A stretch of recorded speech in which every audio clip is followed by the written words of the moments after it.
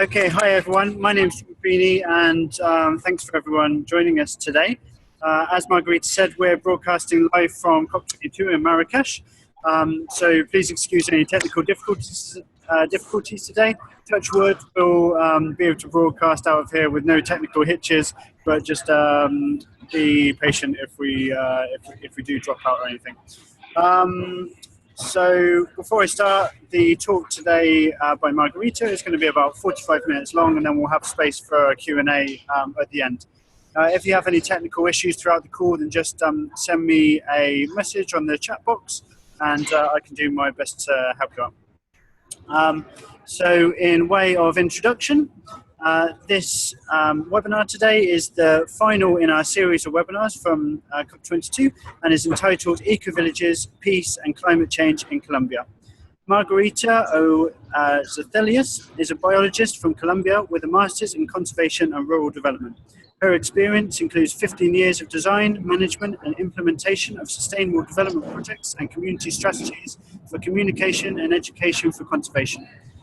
A skilled networker, she is part of Berkeley University's Environmental Leadership Program, ELP, and WWF's Education for Natural Resource Program, EFN. She also works with project development within the Global Ecovillage Network. As part of the board of CASA, which is the Council of Sustainable Settlements of Latin America, and with the NGO Alliances for Abundance, she is working on the inclusion and development of grassroots initiatives for climate change adaptation, peace building and conservation. She also sits on the board of GAIA Education.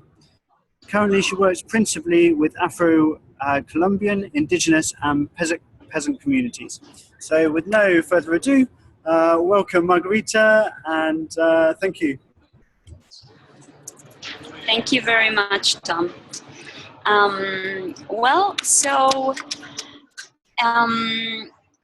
Also, are you recording, Tom? I just want to double check. Yes, I am, Margarita. Good, great, thank you. So I'm not able to see how many people is here, but yeah, if you can just let me know how many we are right now. Probably you can just tell me if new people comes, also to have an idea of who's hearing us. Thank you. Okay, so we've got about 7 people on the call. Okay, great. Well, thank you for the introduction, and it's really an exciting time. We have been having, as I was sharing, different spaces here in the COP. It's amazing how much also interest for the people and the organizations we have gained here. So for me, it's also a pleasure and an honor to be here sharing with you the links that we can make between ecovillages, peace building, climate change, and the proposals we are having from Colombia. So, and just as a start, I brought this image that shows the risk of different countries in the world in terms of climate change. Caused by extreme weather conditions. So you can see that Colombia, right there, is very close to being one of the regions with more threatened. And we have been having that in, just let me check what's going on here. Can you see the map right now? What should I do?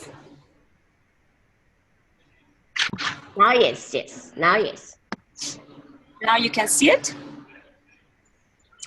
Yes, now I can see the map. Yes. Now? And then the second one? Yes. Okay, I'm not going to be able to see let's see if I can do something different so it's not so complicated for all of us.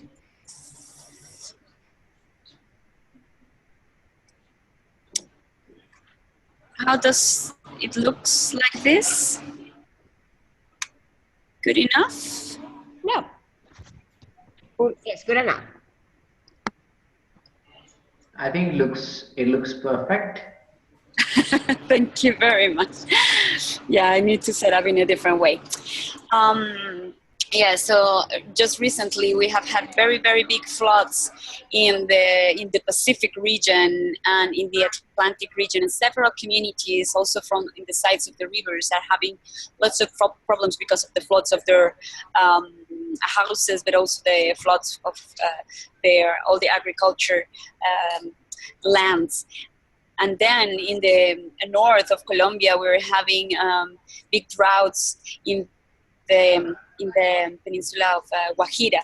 So you could see that really is a big threat for the communities. And then if you see because of violence, how much people have been displaced inside Colombia. So till 2016, we will have 6.3 million people in a process of internal displacement inside the country. So that's a very, very urgent situation to really being able to support these communities, to support these people. And a lot of them are also part of the CASA Colombia, the Council of Sustainable Settlements of Colombia. So in a context in Colombia of a very rich country in terms of diversity, in terms of cultures, in terms of ecosystems, we have all these situations that we need to address. So from the perspective of a network, we have been having a lot of discussions, and a lot of initiatives are being developed locally. And I would like to suggest also that we are having here several people from CASA Colombia to work in three aspects that then we can link with what is going on in the Global Ecovillage Network. So one of the things that the community recognizes as something that is very, very powerful is the mutual support.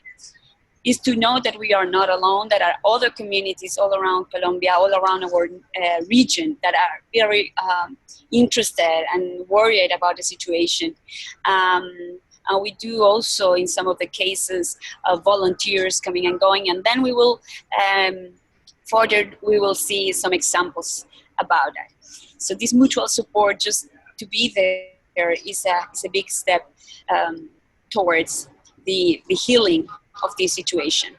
The second one is how we help or how we participate and contribute in the design of these new settlements, of these new, if we can call it ecovillages, that needs to be created to address this big number of people who has been displaced. So some of these communities will need to be allocated in places that they are not originally from. Others are in their same region, but their livestock has been destroyed, their crops have been destroyed, their houses have been destroyed. So it's a need of a design, of how we do it in a holistic way, a design that can really be permanent or have a long-term contribution. And this will be a lot about training and creating those designs, but then we really need to implement in different scales. So somehow we have been doing that in CASA Colombia in different scales and in different regions. So very interestingly, in the Global Ecovillage Network worldwide, the strategy also that we are presenting here as our contribution as a Global Ecovillage Network to fulfill, to address the Sustainable Development Goals and to work towards the Paris Climate Agreement is to work with ecovillages. We are really wanting to put this as a contribution to the agendas of several countries, and in fact we have good now agreements with some countries here in Africa that I hope will also help us to make conversations that are fruitful in Colombia. So the main thing here is to put the communities in the center of the development process. In one of the conferences, they were saying, for example, economy as if the people matters. So really, and the discussions here have been very interesting in terms of how important it is that the resources go to the communities, so we don't lose the resources in all the chain of bureaucracy.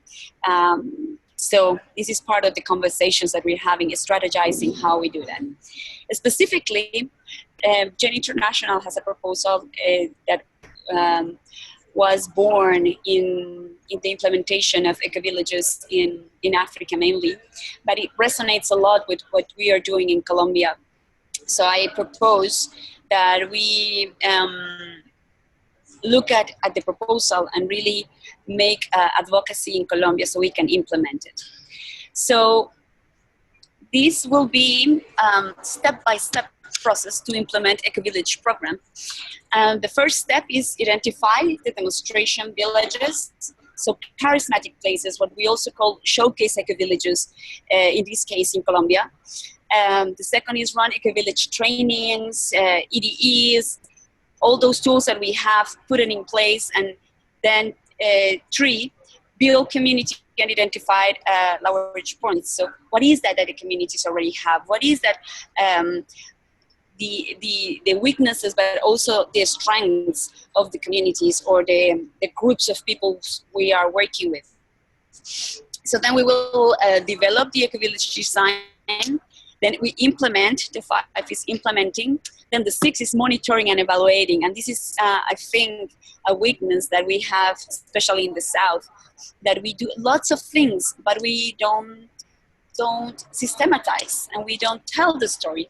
So in Colombia, we also have, how you call that, a say coming from a very good friend and of CASA Colombia, that is the story that is not told is a story that doesn't count. So how we tell the story, and also tell it in a way in different languages, in terms of languages for politicians, languages for people on the ground, languages that the general public can get interest in. So that part of monitoring and evaluating is very important, and that help us as well to redefine and be flexible with the design. So then we will make the adjustments, and so we will again go to the design and make it better. So then also it's very important to share this inspiration that we have gained from the process and identify the next circle and demonstration of villages. So this is something that is not even a cycle, it's like a spiral, no? And the aim is to bring more interest, to bring more stakeholders that could support this. So it's not a result. We are not offering a result, we are offering a process that really address the needs, the big needs that we are having right now. So this was created to present the plan. So for example, in Colombia, just this map is a little bit update. We need to update it. So as showcase ecovillages or training centers of charismatic cases, we have several communities, several initiatives that we have been identifying with the years of coming together in different activities, mainly in the Call of the Mountain. That is the gathering that we have every year. So for example, we have this type of communities that have been gathering in the Call of the Mountain, and then we also have communities that we have identified that are very, very willing to work in the network and to scale up the processes. So as traditional communities, as the Cancuamo community of Atanques in Sierra Nevada, just as an example of these other type of communities. And then we have experiences that these tools that we're using, so organizations that are part of the network as Change the World and several others have been sharing these tools, have been sharing experiences all around Colombia that can be shown as tools that we could use for the design of sustainability of this community. So here in the image, you see the implementation of solar cookers with a woman of a Nashira community in the south of Colombia, just as an example.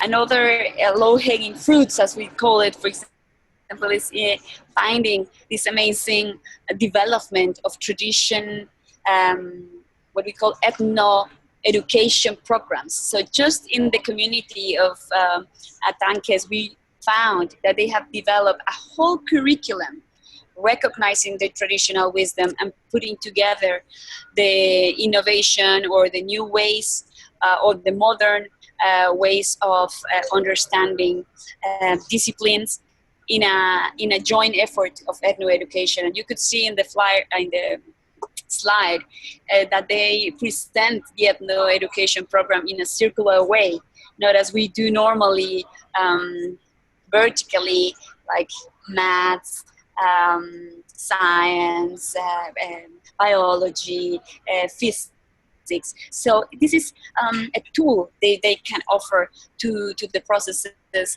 where it's appropriate. We have other experiences as the one of Agenda Caribe that also has a whole process to support communities that have been victims of violence. And in this process of Agenda Caribe, we combine the be together between communities with healing from the ancestral wisdom. So this experience, these communities that are working with Agenda Caribe, more than 20 communities in the Caribbean region of Colombia, can also be centers for training, can also be places where we could inspire other communities, and they need a lot of support. So some of these will be places that we could also work with. You have here a couple of pictures of the last activities that we have done with the School of Ancestral Wisdom, visiting different communities that are part of Agenda Caribe. And this process has been recognized by the organization of the International Organizations for Migrations as a contribution to implement the victims' law in Colombia, and especially the law that is for ethnic groups. So this is an experience that is very, very powerful and we could share widely. And then we have experiences as the one that we have because of the result of the peace agreement. So I will pass the word to Beatriz, who's going to share with us what happened and what was the role of the network of CASA in this process. Okay, thanks Margarita for giving me the opportunity to share with the people about the peace camp. The peace camp was a non-violent occupation from the Plaza de Bolívar, the main core from the government in Bogotá, after the civil society by majority say no to the agreement between the government and the guerrilla, the FARC, one of the most important guerrilla group in Colombia. So when the majority of the people say no, the people who think that was a good agreement, some of us, we occupy the Plaza de Bolívar, the main core from the government, to say we support the government and the guerrilla with the agreement, and we invite the population to accept the agreement and to follow it, and understand the reason why what many people say no and what change should be included in the new agreement. So after 40 days of the no, the guerrilla and the FARC, the FARC and the government get a new agreement 3 days ago. So is the picture in the left and the right. Is the day that was announced the new agreement. So since I knew about the peace camp, I was not personally, as one of the members of CASA, the Council of Sustainable Settlement of Latin America, I am not one of the founders of this movement. Just I get involved in the day number 14, something like that, and I decided to join because I'm totally sure that all the knowledge that we have in CASA and in GEN has a lot of things to respond in this political movement in Colombia. So I decided to be part of the process to bring the information that we have, the knowledge and the skills that we have developed, talking about social justice, talking about spiritual growth, talking about sustainable development. So we had a lot of skills, a lot of tools that we should share, and we are sharing now, not only inside the peace camp, also in the process that is going now, that is going to start now. The peace camp is going to, we are going to leave the Plaza de Bolivar some days time, but the process is just a transition because now we are going to start to be an active actors in the process to implement the agreement and to support the victims and to really get a Colombian peace. So indeed, all the skills that Jen and CASA have developed are useful, really useful in this process to get the peace in Colombia. So just because we as CASA, we decided to join to the peace camp, and we are so happy the results that we are getting, and we are on the way because the results is not the finish, it's just one point, very important to get a new agreement, but we are moving forward in the implementation and in the acceptance for civil society for the new agreement.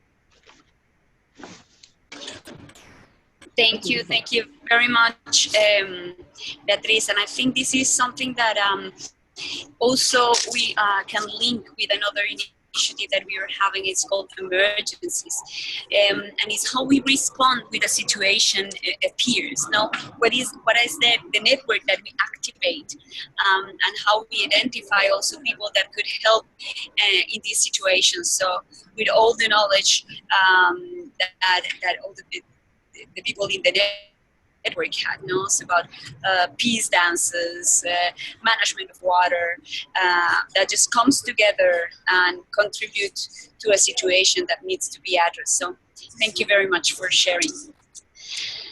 And then we have a very interesting initiative, very important initiative. And when I was looking for some pictures, I just realized so beautiful what is going on. And it is, there is a very interesting synchronicity with what we do in the Caribbean. So this secret walk is in the center of Colombia, in Bogotá, so far. And it's about the territory as well, our connection to walk the territory, to be grateful to the territory, to heal the territory.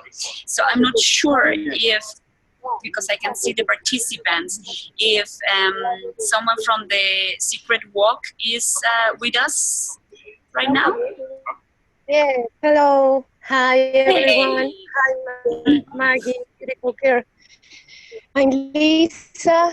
I'm very honored to have this part in this important work that you're doing there. I'm first of all, I want to ask for the permissions of the ancestors and all the women and the men that are waking up and sustaining all this movement, as this is a spiritual movement, very powerful, and as you said, is that movement that brought the healing, the connection with the territory. And I want to share that this is the waking on the remember of the Muisca tradition, the community that has all the information from this territory, from Bacata. That's how in the native language we call Bogotá. And I can have many things to share, but I will be very consistent in where I think is important to share. Well, I think now the secret walk have many aspects with the territory, but one that I want to share most is what the families are doing with the sons, the childs, the little ones, taking care of the seeds, the native seeds. It's not just to go and walk and wake in the territory. It's a work that came and starts from the land in the chagras, las huertas, I don't know the English correct name for that, but it's to growing up the food and taking care of the seeds, the native seeds, is a big proposal of the walking secret, the secret walk, and also the importance of the relations, to heal the relations in the families and all the communities, the dozens of people that also the last year show the diversity of ideas and religions and cultures that is no matter now. The thing that join us together is to walk and to heal and to share what we know and to hear the elders, to hear and get the value what the elders has to say to us, the grandmas, the grandpas. And well, I'm very excited about this movement, and as I said, I can't have many time here, but I want just that I hope you can feel the spirit in my voice and in my emotion. And thank you, Margarita, for give us and give the secret walk this important place in your presentation. I'm so happy to have you here. I'm very, very excited to be sharing this. And yeah, so in the picture you could see how also the communities are helping each other. In this one, you can see a mama of the Cubby community from Sierra Nevada de Santa Marta coming here and also helping the communities to remember, as Lisa was saying. And this picture with the policeman and receiving the chicha, that is also a secret drink made out of maize. This is one of the things that we have been learning with our grandmas, as here you can see. So it's really walking the talk, as we could say, and healing the families, healing the territory, and inviting more people to join as stakeholders, as the police with the grandmas, with the grandpas, with the children. So very grateful for everyone who's being part of this secret walk. Also, if Denise is here, you could also share a little bit of what you are doing with the native seeds and the networks that are being formed for this process, Denise? Yes, sure. Hello, everyone. Hello, Margarita. And it's a pleasure to be here and bring the live word about the seeds, but about the water too. We are living around the moors, paramos ecosystems, and that includes Great Plains, subparamos, and high Andean jungle, only found in Colombia, Ecuador, Venezuela, and Costa Rica, and is the water reserves standing 3,000 meters high to the mountains. And now in this moment are struggling. We are struggling with the climate change and the economic politics with the mega projects and mining, highways, electric towers, water privatization, and bad agricultural practices and cattle raising. And then our work in CASA, which is part of CASA Colombia, we are making and working with the communities around the educational and activism programs, through communication, through political incidents, and through trying to make with the government the better views with the mega projects in this region. And about the seeds, we are supporting to the network of the free seeds, which is the program to make the alliance with the peasant communities and recovering the native seeds like the maize, which in 1957 we have 6,000 varieties different of the maize.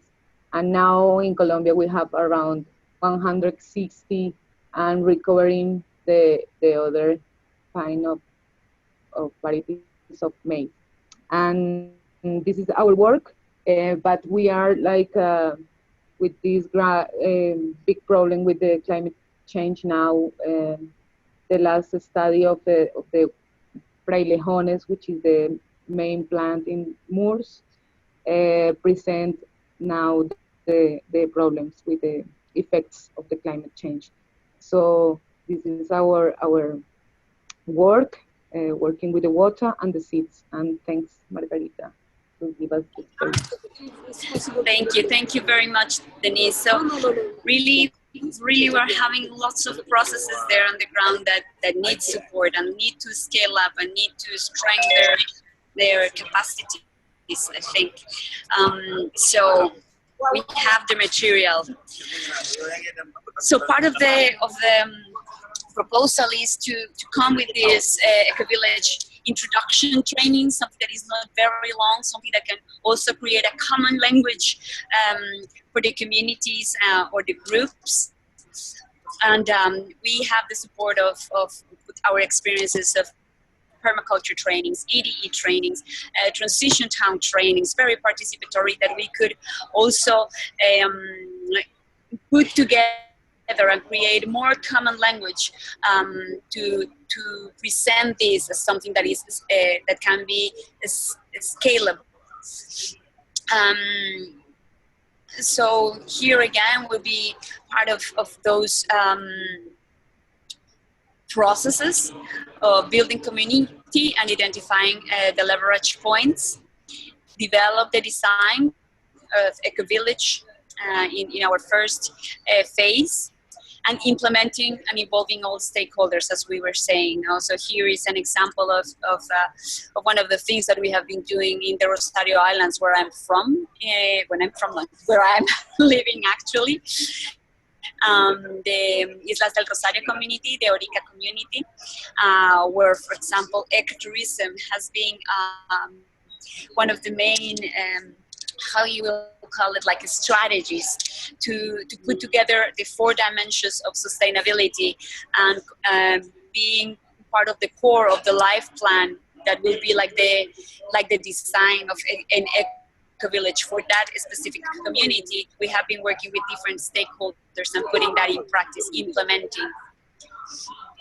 Then we will do the monitoring and evaluation, redefine this Ecovillage, as we were saying in the process, share the inspiration, and one of the places that we use very concretely for doing that is the Llamado de la Montaña.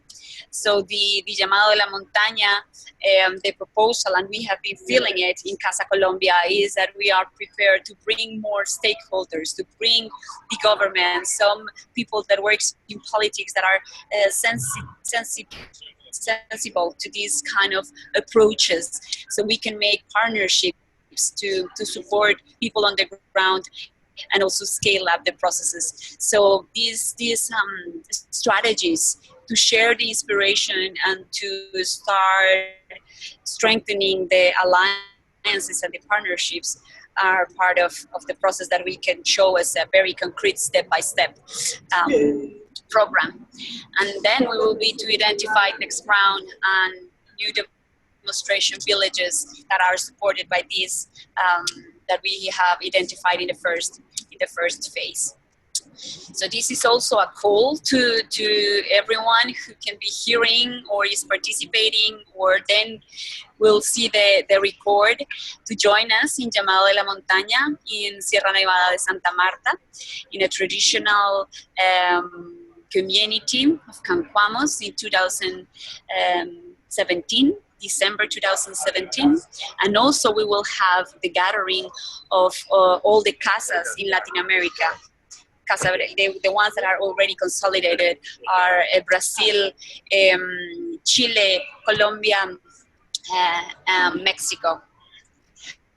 So, and there are other CASAs that are emerging all around Latin America, and we will gather in Brazil in August next year. So part of those gatherings, we hope, are going to bring new partnerships that help us to support the communities on the ground and to scale up the processes in order to fulfill the needs of adaptation to climate change, and in order to heal for peace in our communities and peace with the territory, with the earth, with Mother Earth, that is so needed.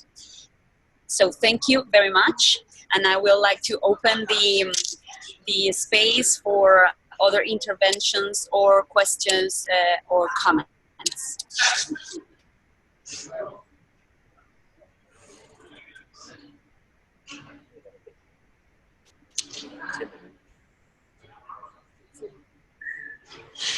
There's none?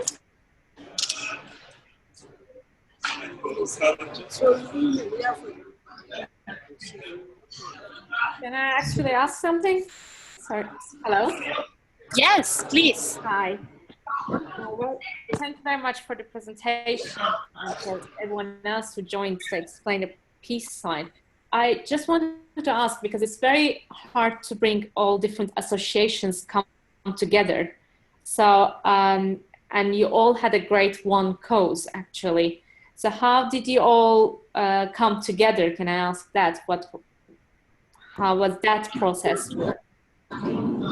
Okay, you mean the different organizations we have now in the Council of Sustainable Settlements in Colombia? Yes. Okay, so this has been a process of several years, really. And one of the things that have strengthened the link a lot has been the gatherings. So the call of the mountain, El Llamado de la Montaña, that this year we just celebrate our 10th anniversary in the Amazon, in Putumayo region. So we have been gathered since 10 years. Many of us were just studying in the university, others were coming from doing community. So Beatriz Arjona, who's here, she's like the grandmother of those gatherings. Also with other people from different communities, and we. So it's a call. It's the call of the mountain. It's the mountain that represents Mother Earth, saying, "Well, I need you, or you need me as part of the process."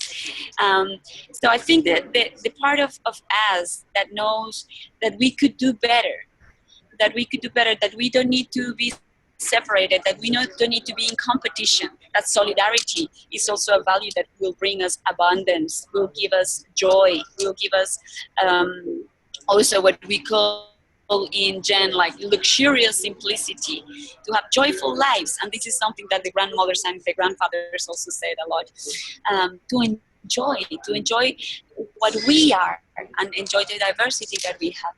So we have been gathering and we have been sharing what we have been doing. And from that sharing, alliances emerge and processes emerge. So we work with with different designs of the gatherings, and since a couple of years we have been gathering with a design that is called Vision Council. So we get together in councils that have a specific interests: education, ancestral wisdom, ecology, economy, and of course they are all interconnected, but in the councils we go a little bit deeper in what can be done, and from there new things arises. So I think we are in a moment where more things will start appearing, and we have the need. So to have this type of step-by-step process that help us also to present this as a way of scaling up and responding to the need of resettlements, it's going to be something that we could do with alliances with different organizations, because we have known the path of working together, of getting together and dreaming together and doing together for the wealth of humans and for the wealth of Mother Earth.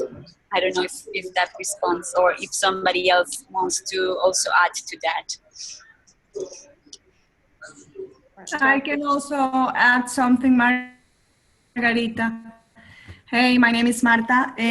I have been studying the Llamado a la Montaña for 4 years now. And I think what I have found is that the Llamado a la Montaña is one of the, not only to connect people, but to weave social cohesion between organizations and people. It's a great tool.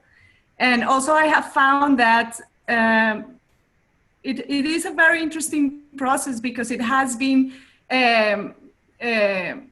done by the people. It's completely grassroots, and it has now the moment as it is working. I have found that makes really people transform the ways they understand sustainability, the ways they are in the living in their territories, and how they relate to their territories. So it's a very interesting pedagogical. I think that's also a contribution that should be said. So a pedagogical now process of the Llamado a la Montaña, which can help us confront the wicked problems of sustainability. So it has been, through all these 10 years, a way of weaving and also a way of opening up open up minds of people and organizations who come the first time and the second time are more involved and get more involved and more involved. And then it has built up the network in a very, very interesting but also solid way. So it's quite an achievement through all these 10 years, I think. Thank you very much, Marta. And I was wondering if you could also share a little bit about the new research that is being done to identify these cases of transgressive education that will be also part of monitoring and evaluating, but also identifying these showcase or charismatic processes that we need to connect in order to scale up and strength. Could you share a little bit more of that? Yes, CASA now is part of a project, an international project called Transgressive Learning, to withstand wicked problems of nowadays in climate change. And this is a project that was financed, it's been financed by the International Council of Social Sciences. We were 3 projects from 99 cases that tried to get financed. And it involves 9 cases around the world. There are cases in every continent. We are the case of Latin America, CASA Colombia. What we are trying to do is to gather information from the base on successful initiatives that are implementing and are having successful situations in the kind of education or the kind of learning that we really need now in society to push change, to really create a difference and a transformation in society, to be able to conceptualize together, not only academics, but also people on the ground and people that have the experience, and try to push forward in also in formal education, changes and transformation, to be closer to that kind of skills that we need now as a society to confront all the uncertainties and all the harsh, I think, position that we as a society have with this Anthropocene, this new, for us as a society, new times of climate change. And so now CASA Colombia is we are starting the project in Colombia, and we are going to work in bioregions, and we are going to look at these projects that Margarita is also talking about, but also looking at how we can all together come up with principles of which kind of pedagogies we need and which kind of transformations we can all create from the base and try to scale up. So yeah, and this is a project that is being developed by 3 universities.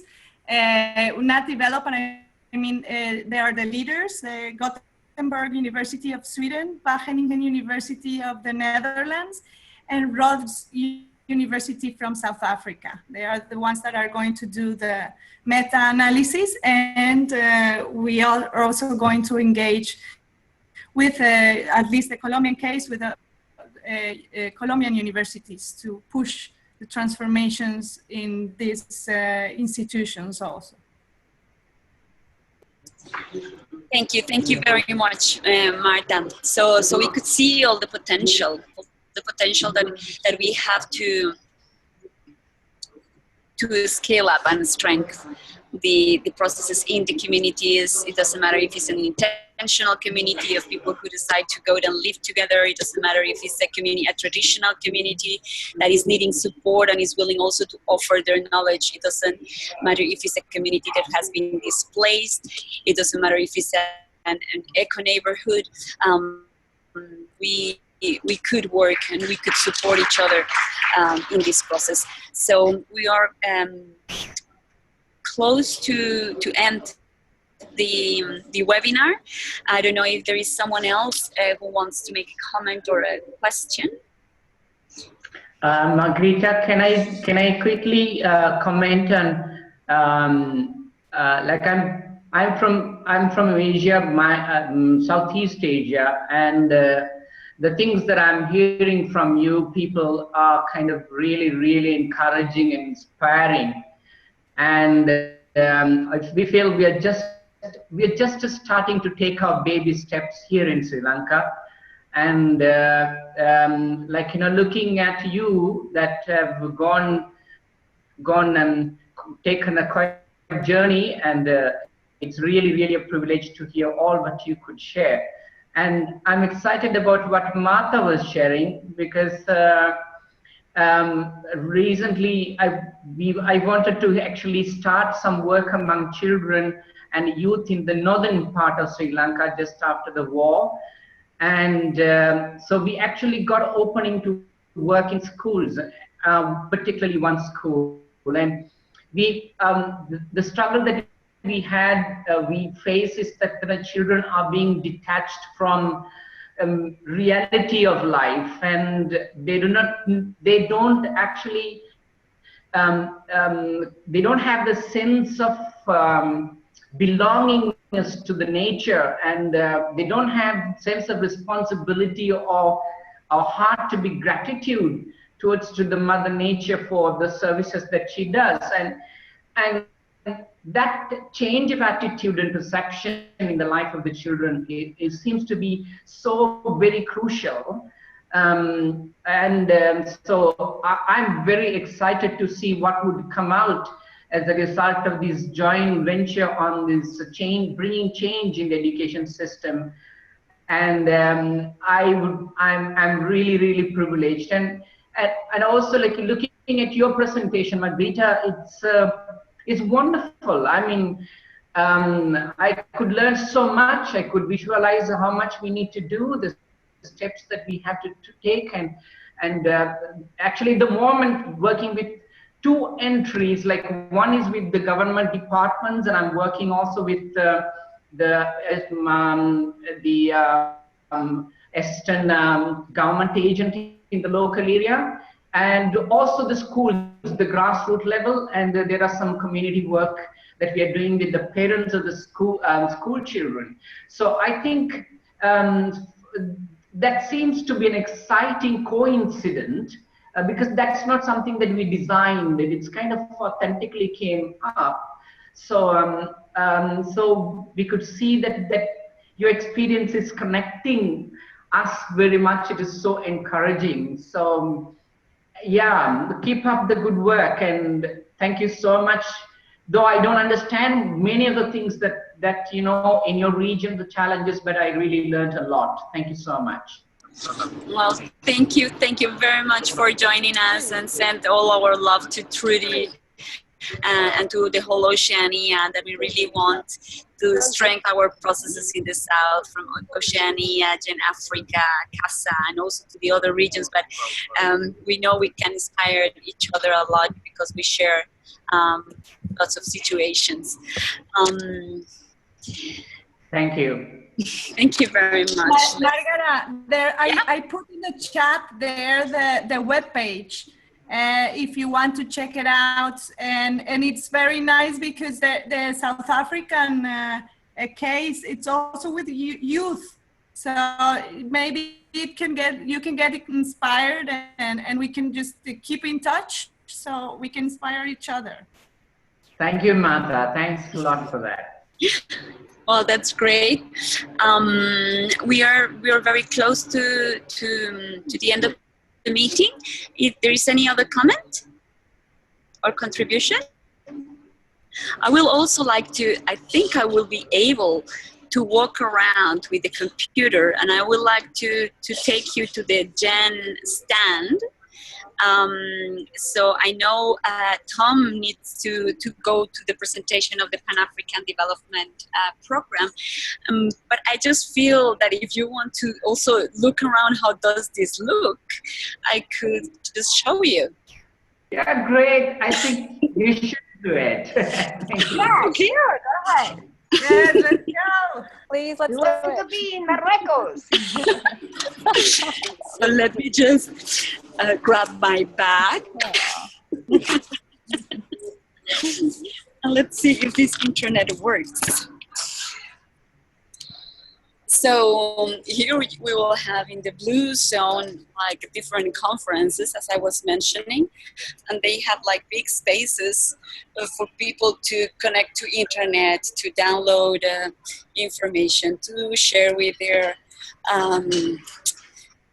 countries and their organizations. And there you will have stands now, feria. There you have some talks happening in different rooms. Margarita, you have to stop to sharing your screen because we are just... Oh, so you see it bigger. Yeah, great. Okay. Yes, perfect.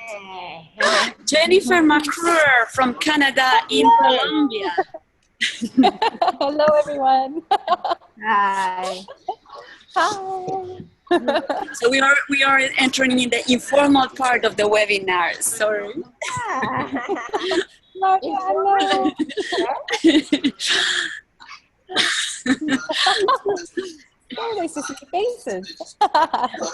Here you will find people doing different things. Can you see that? Yeah. Okay.